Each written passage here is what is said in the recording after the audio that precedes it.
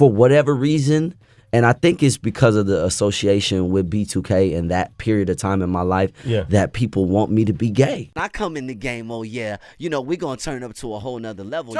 Y'all going to see Chris Brown sweat some more. You feel me? Because I had Billie Jean, I've had Icebox, I've had you know what I mean, but I haven't had Thriller. So for me to be under the, you know, under the scope like that, I don't know, it makes me feel like I have a great amount of potential to become someone that I looked up to, like Michael Jackson. Bonjour tout le monde, c'est Stevie de Music Feelings et aujourd'hui on va revenir sur la carrière d'un des meilleurs danseurs. Il a failli devenir l'un des meilleurs performeurs de sa génération, à savoir bien sûr Omarion.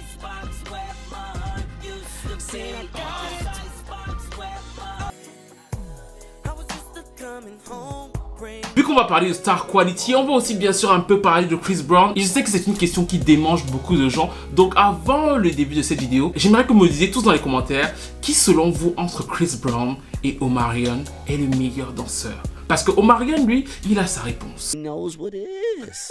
Yo. Okay, we've been, you know, they've been getting a lot of Chris Brown lately. Yeah, you know they have. Like you know, he's been doing his thing. You know what I mean? Oh, yeah, but when I come in the game, oh, yeah, you know, we're going to turn up to a whole nother level. Y'all going to see Chris Brown sweat some more. You feel me? Oui, le gars est calme et serein parce qu'il pense que Chris Brown connaît la vérité. Il sait que Omarion, c'est le serpent du game, avec ses petits mouvements smooth que j'appelle souvent les mouvements du millipede.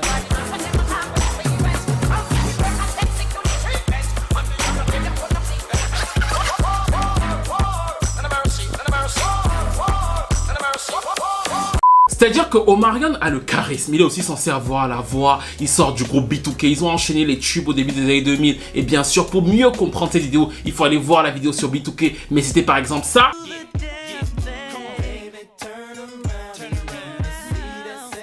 Quand le groupe s'est terminé et qu'il est parti, il pensait que la scène R&B hip-hop c'était la maison de son père, c'est-à-dire qu'il venait là pour dominer, pour nous montrer les choses, et il avait de la ressource.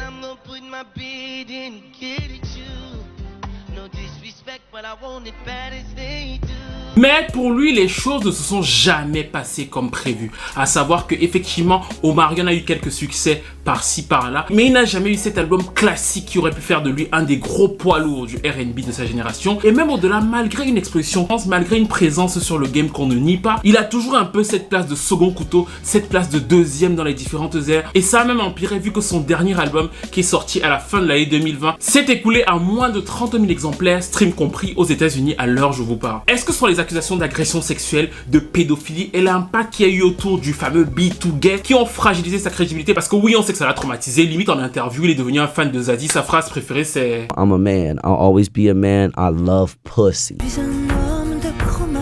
To be able to call, you know, a man something that he is not, and I mean it in 100%. Je suis un homme plein d'ambition. I say what I want. There you go, oh. No, I'm just being honest, bro. I'm a man, you feel me? Omarion, si vous ne le saviez pas, est un homme. La testostérone. Pendant un long moment, c'était sa phrase préférée en interview. Je suis un homme, je suis un homme. Il la répète autant de fois que les gens de Prison Break allaient en prison, c'est-à-dire à l'infini en fait.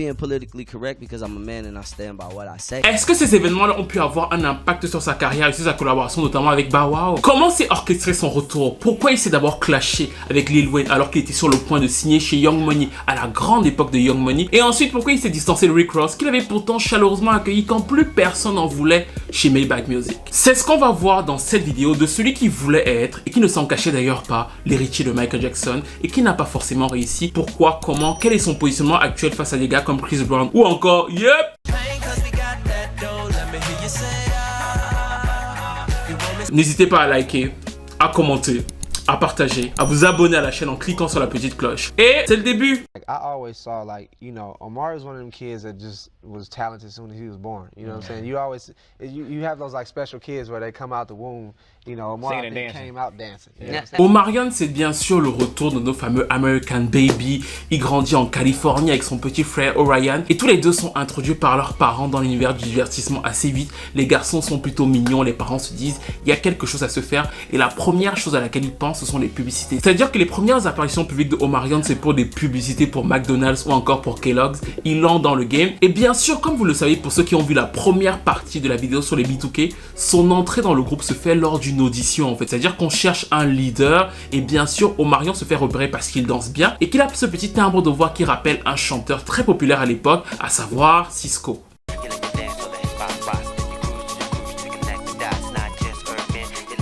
À la base, il est ce qu'on pourrait dire la pièce rapportée du groupe, c'est-à-dire qu'il arrive un peu en dernier, mais il s'impose, il est le leader. Les autres le vivent un peu mal parce que eux ils étaient là avant, mais surtout, comme je l'ai expliqué, B2K c'est un groupe d'image et Chris Stokes voit en Omarion son leader, mais pas simplement son leader. Il voit en lui aussi sa baby star pour le futur. Le garçon sait chanter, il sait danser, il plaît aux filles. Et quand le groupe commence à se fissurer et qu'il n'arrive plus à contrôler les garçons, bien sûr, Omarion va faire ce que les autres vont appeler une trahison. À savoir qu'ils s'étaient entendus pour pouvoir quitter Chris Stokes et refaire un nouveau B2K. Omarion va selon eux aller tout dire à Chris Stokes. Ils vont être virés sans même un coup de fil et c'est à partir de là que la carrière d'Omarion va se lancer, les laissant pour certains avec beaucoup d'aigreur.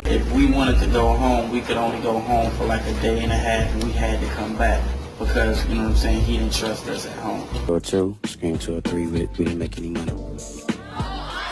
Not one penny. Had a career, dog. If it wasn't for us, that nigga wouldn't have blew solo. I said now, I don't care. La carrière de B2K en termes de vente, ce n'est pas ouf. En termes d'identité sonore, non plus. C'est beaucoup de Sisqó et énormément de R. Kelly, parce que R. Kelly leur écrit la majeure partie de leur très gros succès. Donc en réalité, c'est pas un groupe qui pouvait tenir sur le très long terme. Et dès 2003, Chris s'en rend compte. Il voit aussi que les baby stars en solo, ça marche plutôt bien. Surtout un avec lequel ils sont assez associés, à savoir Bow Wow. Bow Wow marche bien. Il y a un lien évident entre Bow Wow et B2K parce qu'ils font plusieurs tournées ensemble. Les publics sont plutôt similaires, même si effectivement Bow Wow vend beaucoup plus. Et quand la tempête commence et que les petits qu'ils considéraient comme ces petits esclaves se déchaînent, ils coupent court, certes brutalement, à quelque chose qu'il aurait de toute façon coupé ou remis en cause dans les années à venir. À savoir que c'était clair à un moment ou à un autre, surtout dans les années 2000 où les groupes de R&B commencent à moins bien marcher, qu'il fallait que Omarion se lance en solo. Mais Chris Stokes ne change pas son modèle. Et pourquoi en réalité il n'en a pas besoin? Il se dit là le groupe marchait plus ou moins bien, j'ai une audience assez jeune qui est en train de grandir,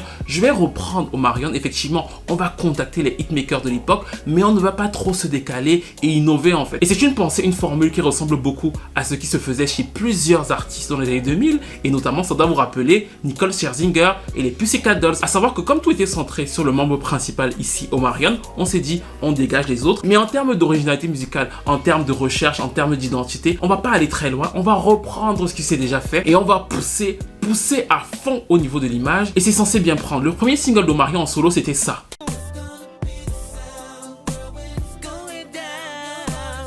Le titre va être assez bien accueilli, c'est une production des Underdogs et elle ressemble surtout comme deux gouttes d'eau à une chanson que les Underdogs viennent de faire cartonner avec Tyrese, How You Gonna Act Like That. C'est très similaire au niveau des prods et ça donnait ça.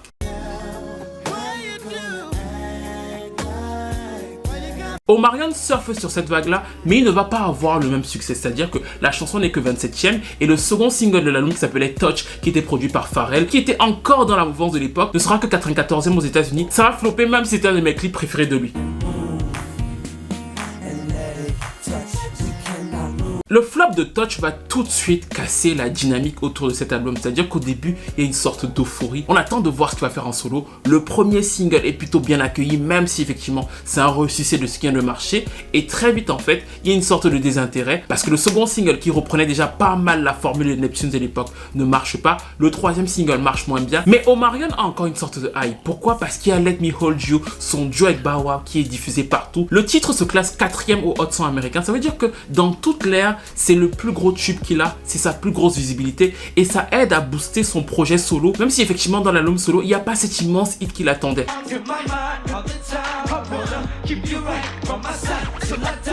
En fin de vie, l'album totalise 750 000 exemplaires aux États-Unis. C'est pas trop mal, c'est un disque d'or, mais pour un premier album du chanteur solo d'un groupe hyper diffusé, ce n'est pas ouf. Et en réalité, il va souffrir bien sûr d'un problème d'identité artistique, mais surtout en fait, ce problème aurait pu être amoindri s'il n'y avait pas eu Chris Brown. C'est-à-dire que sur son modèle, il était un peu la nouvelle génération qui dansait super bien. D'ailleurs, la prestation avec lui, Bow Wow et Ciara est absolument dantesque parce qu'il montre vraiment qu'il peut jouer le mini. C'est comme une entreprise, c'est-à-dire qu'il avait les capacités pour toucher ce public-là. Il avait structuré et maturé son audience depuis quasiment 4 ans, mais en réalité, il n'avait pas innové. Et c'est ce qui va frustrer un peu le lancement de la carrière solo d'Omarion, c'est-à-dire qu'il pensait avoir une ligne droite et ils vont faire face à une sorte d'embouteillage. Chris Brown arrive et effectivement, Chris Brown non plus n'est pas hyper original au niveau du son. À savoir que les 2 premiers singles de Chris Brown, c'est un son qu'on a déjà entendu, notamment les productions de Scott Storch, mais la différence est que 1, c'est plus efficace, 2, il a l'argument de la fraîcheur, c'est-à-dire que même s'il a signé depuis quelques années, lui il vient d'arriver sur la scène, donc il a l'argument de la fraîcheur, et au niveau de jouer de Mini Michael, il se débrouille tout aussi bien, voire mieux que lui, c'est-à-dire que donc en fait, sans le vouloir, Chris Brown va arriver, il va jouer exactement sur le même créneau que lui, et l'album d'Omarion qui avait son petit succès, qui avait son petit truc, va passer malgré tout pour une formule un peu vieillotte de ce que Chris Brown lui-même était en train de pousser. Et donc Omarion, qui avait toujours été plus ou moins le premier de la classe, va devenir pour la première fois de sa vie le premier dauphin.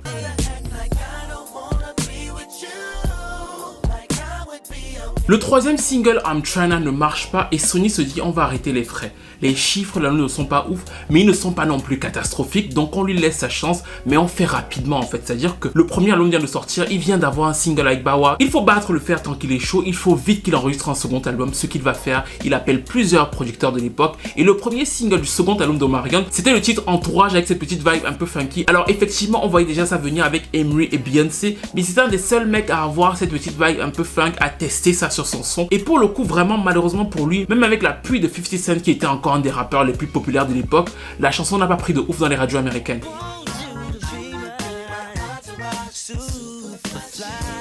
Et c'est donc comme ça qu'ils vont sortir le second single qui s'appelait donc Icebox, coécrit notamment par Kerry Hilson. Le titre sort juste après la sortie de l'album de Justin Timberlake, après Future Sex Love Song, et c'est exactement le même son. C'est un titre qui aurait très bien pu se retrouver dans cet album là, c'est Timbaland à la production et ça donnait ça.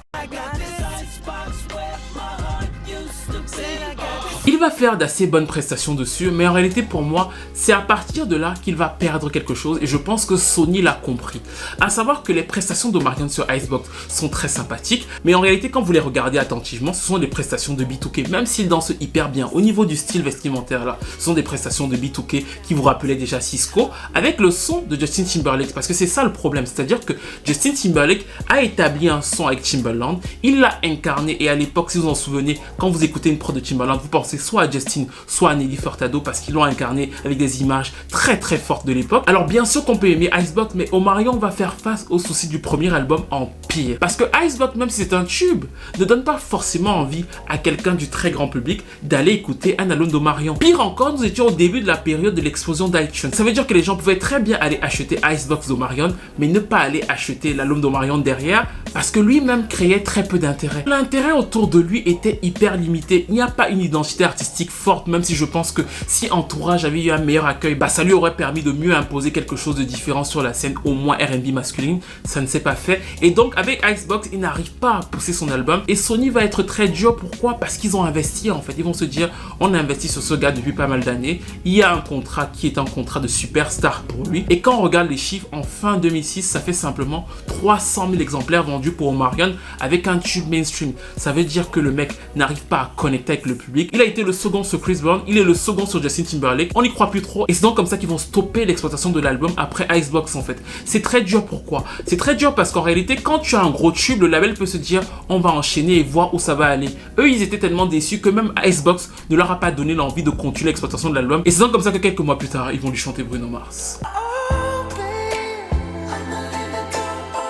C'est dur pour lui de se séparer du label. D'ailleurs, dans pas mal d'interviews, il explique que non, j'ai pas été viré, j'ai quand même fait des hits, je vais rapporter de l'argent au label, c'est injuste ce qui m'est arrivé. Il le vit mal, mais il va avoir une idée qui sur le papier n'était pas si mauvaise. Il se dit, bah waouh, et moi on a plus ou moins commencé à la même époque, bah waouh, ça continue de marcher, on a eu un immense tube ensemble, on a une histoire commune, pourquoi ne pas sortir un album en commun, retrouver nos deux publics, et comme ça, ça fait une sorte de groupe, et ça nous donne un peu d'air frais. En plus, R. Kelly et Jay-Z l'ont fait, on va s'inspirer d'eux pour une scène hip-hop beaucoup plus juvénile, ça va donner quelque chose d'un peu plus frais à nos carrières. Le premier single c'était ça.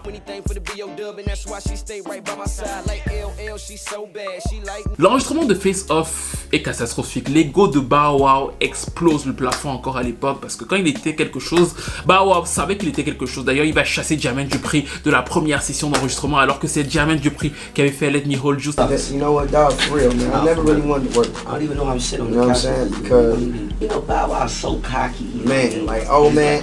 C'est-à-dire que c'est un peu électrique, mais l'album sort, le premier single a quelques diffusions radio, mais très rapidement, il y a un frein. Le frein, c'est les fameuses accusations de Raz B. C'est-à-dire que quand Raz B fait le buzz en révélant tout ce qui se passait selon lui autour des B2K, ça va froisser la dynamique qui était plutôt molle autour du projet. C'est-à-dire que le projet n'explose pas de ouf. En plus, Raz B fait ces déclarations-là. Et donc, de fait, ça va rebondir d'une manière assez spéciale sur Bow Wow et Omarion. C'est-à-dire qu'on va les accuser, et c'était vraiment sérieux dans plusieurs médias afro-américains de l'époque, comme Creed Loop et plusieurs autres, d'être un couple gay.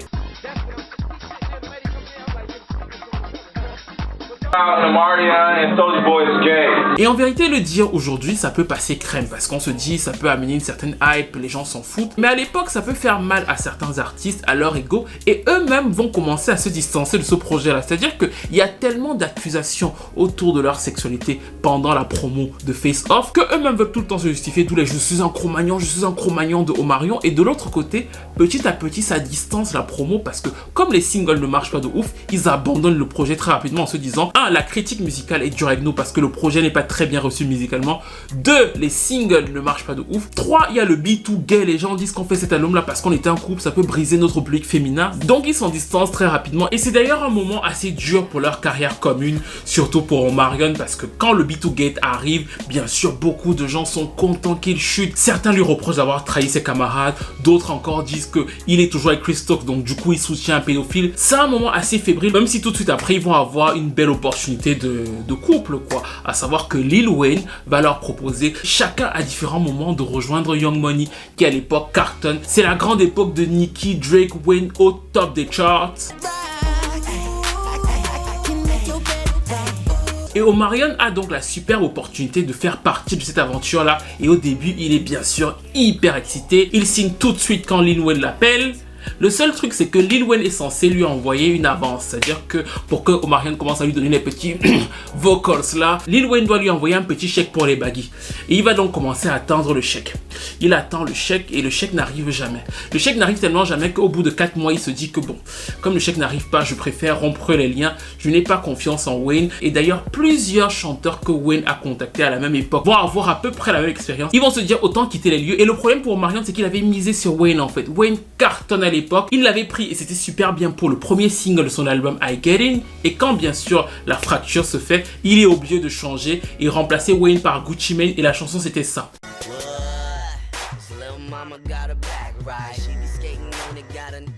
Et encore une fois, je vais faire appel à votre oreille parce que quand vous écoutez bien ce titre, je trouve même que radiophoniquement, il est assez efficace. Sauf que ça doit vous rappeler sans aucun doute le titre qui vient de cartonner pour Kerry Hilson et qui était aussi en featuring de Wayne, à savoir Turning Me On.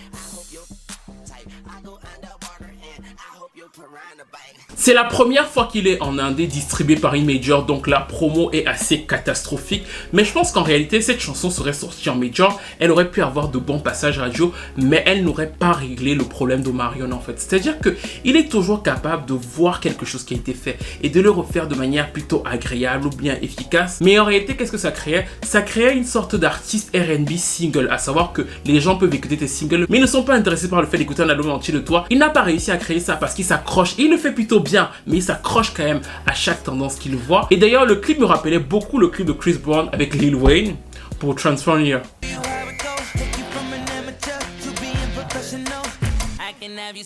Et vous allez voir qu'il y a une évolution visuelle de Chris Brown. Elle se fait très finement, mais quand vous le voyez au début, vous le voyez dans ce clip-là, il est déjà plus futuriste dans l'idée, il y a quelque chose qui se passe. Omarion garde les mêmes baggies, et d'ailleurs même dans le clip de Speeding, il a toujours l'image du mec de 99, le gars des B2K, juste qu'on lui a acheté une jaquette en fait. Il a son baggy, on lui a acheté une nouvelle jaquette et il chante. Bien sûr, l'album Illusion va être un flop absolu avec simplement 40 000 exemplaires, mais surtout pour moi, cette ère, c'est l'ère où Omarion va perdre. Parce qu'en réalité, il va se trouver bloqué entre deux feux. Chris Brown va faire évoluer son image de performeur. Il va pas rester le simple mec qui sait danser en fait. Il va réussir à avoir des visuels cohérents, à faire de belles prestations. Omarion aussi en était capable au début, mais il ne va pas réussir à évoluer. Chris Brown, lui, il évolue. Et de l'autre côté, je pense que Omarion est un chanteur plutôt pas mal. Je ne le trouve pas exceptionnel vocalement, mais je trouve qu'il est pas mal. Donc il aurait pu jouer sur sa voix et le fait qu'il plaît aux filles. Il est un homme quoi. Il est Cro-Magnon, même s'il fait 1m10. Il aurait donc pu jouer sur ça et peut-être aller dans un côté beaucoup plus R&B et faire une opposition à Chris Brown en se positionnant comme ça. Sauf qu'il ne va pas y penser tout de suite et la personne qui va y penser et qui va lui bloquer ce créneau là, c'est bien sûr Trey Songz. Trey Songz qui a eu le même problème que lui à un moment et qui a tout compris, qui s'est totalement rebrandé pour devenir le Trey Songz de 2009. Tout le monde est passé aux zones de Flowery. Trey Songz était le gardien du temple R&B. Et là encore une énième fois, Omarion avec ses grands baggy s'est retrouvé bloqué entre deux feux. Dans la même période, les scandales continuent autour de B2K et il est d'autant plus frustré qu'il est toujours avec Chris Stokes en fait. C'est-à-dire que c'est toujours son manager qu'on accuse de viol par-ci, qu'on accuse de viol par-là. Donc dans les interviews, il doit souvent se justifier sur ça et c'est pour ça qu'il va commencer à avoir ce discours où dans chaque interview, il répète à foison « je suis un homme, je suis un homme, je suis un homme ». Et il veut même souvent se battre avec certains animateurs radio pour montrer que moi vraiment la testostérone quoi. Gotta know I'm stern, you feel me? So if you say something, then you gonna have to back that up because we gonna have to talk about it. I don't want no third. No, I'm just being. No, come on. Et du coup, la chance va lui sourire. Il sortait de deux albums qui avaient plus ou moins floppé, même s'il avait eu le tube Icebox. Les chiffres de 21 ne sont pas ouf. Les chiffres de Illusion sont catastrophiques. Donc là, le fait que Rick Ross l'appelle et lui dise, vous savez que quand Rick Ross parle ou qu'il rappe, tu as l'impression qu'il est riche. Donc de fait, quand Rick Ross a dû l'appeler pour lui dire que frère, il faut que je vienne chez Maybach, il a tout de suite compris que sa vie allait changer. Non, il rencontre Rick Ross dans un club de striptease. Ils échangent et Rick Ross lui propose de rejoindre Maybach Music. Il commence à avoir des collaborations, notamment ici. Mais très rapidement, on sent une frustration chez Omarion. Non seulement il n'arrive pas à avoir de hit en duo avec les rappeurs, mais c'est un label principalement centré sur les rappeurs en fait. Chidra Moses aussi en a fait les frais à la même époque. C'est un label qui se centre essentiellement sur les artistes rap. Ils ne savent pas exactement comment marketer les chanteurs de R&B et Omarion en souffre. Mais c'est là pour moi qu'il va montrer une sorte de maturité artistique parce qu'il va se dire que même si effectivement je n'ai pas le soutien que je veux en radio pour le label, je vais sortir des EP qui s'appelaient les Care Package qui étaient pour la plupart très réussis. Et là il avait compris en fait, il avait compris qu'il y avait cette place à prendre, même si Trey Songz était là, il fallait venir bousculer. Il revenait à un son R&B beaucoup plus sensuel, ça donnait des titres comme ici.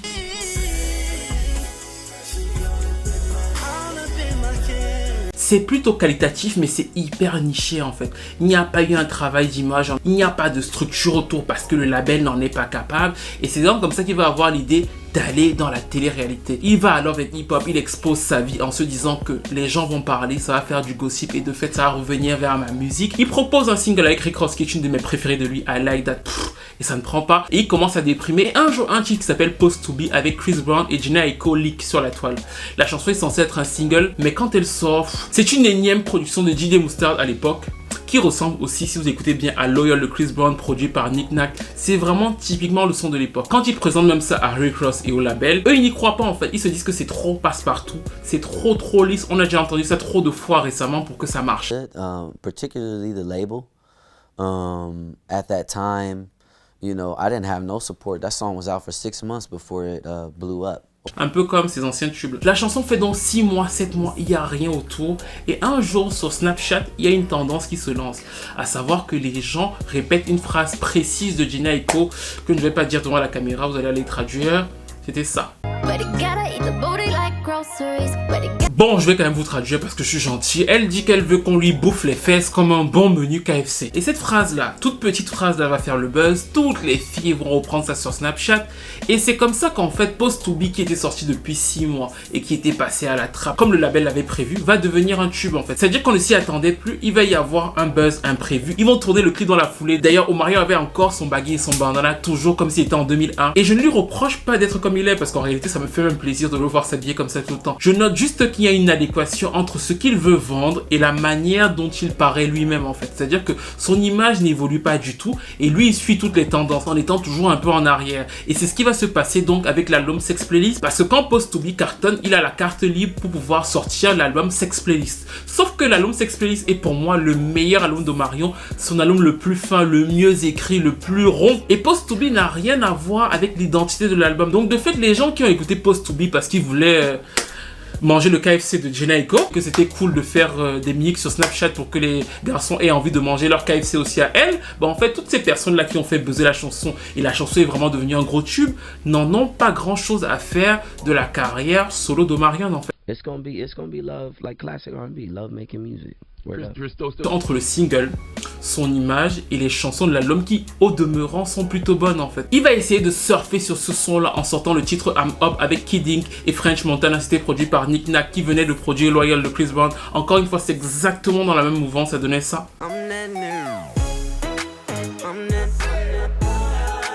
Plusieurs singles vont ensuite être lancés pour lancer l'album qui s'appelait Reason. On va avoir plusieurs tendances différentes, ça ne va pas marcher. Et quand Drake va exploser avec le fameux One Dance en 2016, il va lui aussi bifurquer et avoir un single afrobeat qui s'appelait Distance un an après. Le titre, encore une fois, n'est pas mauvais, il est même plutôt sympathique, agréable.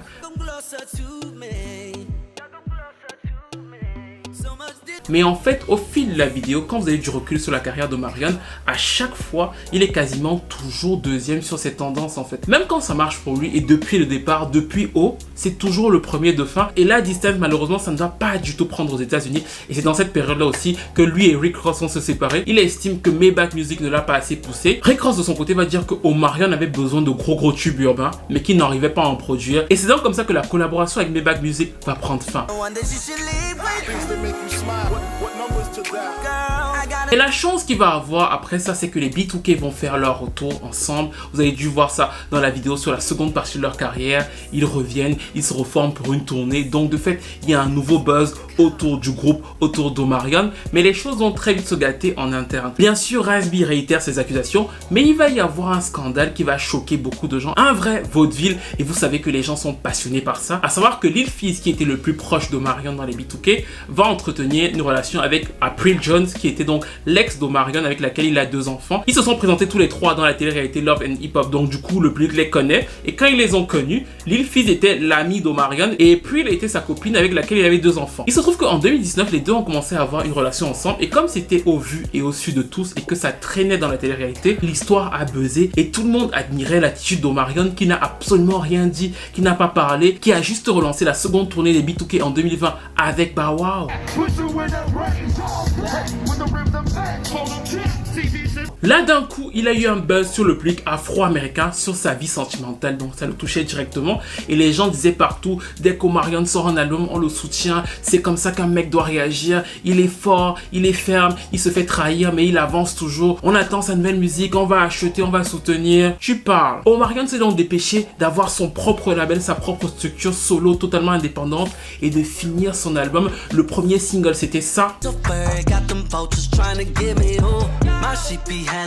Là encore, c'est un titre de trap qui aurait pu être chanté par n'importe qui en 2020. Mais ce qui m'a le plus frustré sur cette chanson, c'est que je ne l'ai même pas trouvé efficace en fait. C'est-à-dire qu'en réalité, la plupart du temps, il sait s'y prendre pour que ce soit efficace. Mais là, je ne le trouvais pas efficace. Et quand je me suis dit qu'il était en studio avec James Fauntleroy, qui est un des meilleurs paroliers du game, je me suis dit, Omarion avait tellement évolué sur Sex Playlist que faire ce retour en arrière en plus au moment où il a le plus de buzz, c'était totalement inutile. J'aurais même préféré, vu qu'il était au centre de la polémique sur sa vie privée, qu'il nous fasse une Usher, une sorte de titre un peu mature, où il s'exprime en mode les mots me manquent, mais ma voix vous parle en fait. Un titre où il raconte ce qu'il a vécu. Comme ça aurait pu toucher les gens qui ont vu grandir B2K, vu que c'est une histoire interne à B2K, et le grand public qui s'intéressait à ce gros drama. Là, il est revenu avec un single qui était encore une fois hyper passe-partout, et du coup, ça a été un coup d'épée dans l'eau, c'est-à-dire qu'il est parti avec ce très gros buzz, il est venu avec un album qui suivait plus ou moins les tendances, hyper autotuné, parce que c'est toujours ce qu'il a fait, à savoir se dire que voici ce qui marche, je peux faire ça, pas forcément que c'est mauvais mais je peux faire ça avec mon petit look 2000, mes grands baggy et le fait que je sache danser, c'est plus ou moins toujours sa stratégie. Sauf que depuis le départ, musicalement, il n'a pas construit une ère assez forte et dans cet album là, je trouve que finalement les singles ne représentent pas le fait que dans l'album il y a de bons titres comme celui-ci.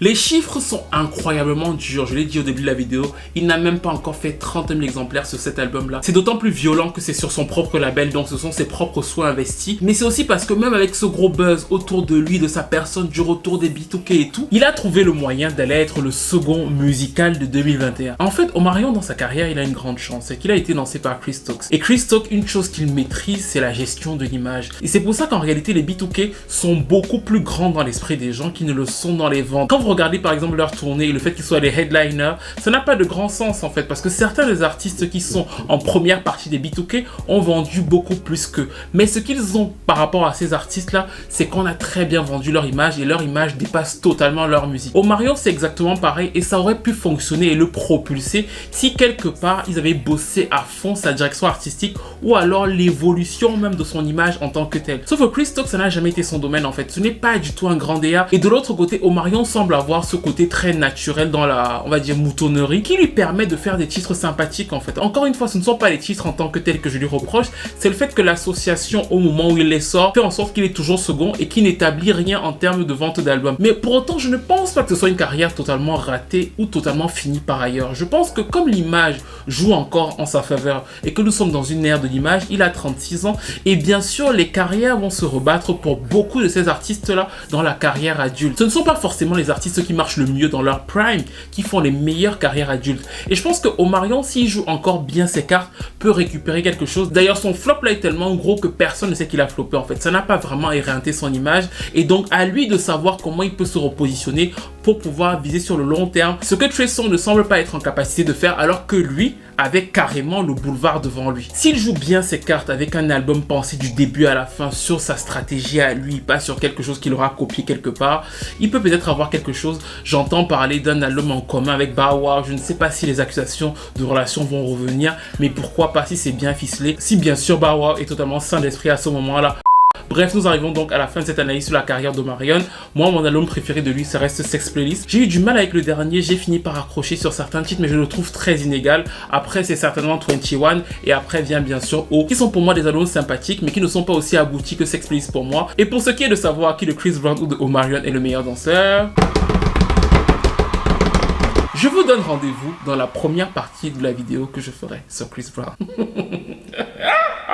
It hurts! Bref, dites-moi ce que vous pensez de la carrière d'Omarion, comment vous l'avez vécu, est-ce que vous pensez qu'il est talentueux, est-ce qu'il n'a pas ce qu'il mérite, comment analysez-vous cette carrière, comment voyez-vous mon analyse à moi. Selon moi, les accusations au cours de sa sexualité ont pu effectivement freiner quelque chose chez la gente féminine, mais je pense même qu'il aurait pu en jouer en fait, c'est-à-dire qu'il aurait pu jouer au début sur le fait qu'on ne sache pas effectivement, mais que le fait de répéter tout le temps I am a man, I am a man, I am a man, I am a man, I am a man, l'a fait passer pour quelqu'un d'insécure, et je pense qu'au final, ça s'est retourné contre lui parce que ça a fait comme s'il avait besoin de se justifier tout le temps sur sa sexualité, alors qu'en réalité, il n'en avait pas besoin en fait. Si tu sais ce que tu es, tu n'as pas besoin de te justifier autant devant les gens. Je pense que le sujet l'a atteint personnellement et il l'a mal géré. Surtout qu'en réalité, je ne vois pas le rapport entre le fait de chanter cette chanson de Zazie, I am a man, je suis un homme et tout, et sa sexualité en fait. Je sais, certains veulent bien me faire un petit résumé dans les commentaires, mais je ne vois pas le rapport. Frank Ocean n'est pas un homme. Enfin, donc de fait, le fait de répondre n'était déjà pas très adroit, mais la réponse en elle-même est maladroite selon moi et ça ne l'a pas forcément servi. Bref, que pensez-vous de sa carrière, du fait que selon moi, en fait, il a toujours été l'éternel second, il n'a pas réussi à construire quelque chose de lui-même, même si effectivement il a un vrai talent. C'est un danseur absolument exceptionnel, certainement l'un des meilleurs du game, un vocaliste qui pour moi est sympa, même si en live j'ai besoin de plus, j'ai besoin de... Donnez-moi un peu de Mario plutôt. Bref, je vais vous lire dans les commentaires, n'hésitez pas à liker, à commenter, à partager, à vous abonner à la chaîne et on se retrouve très vite pour une nouvelle vidéo.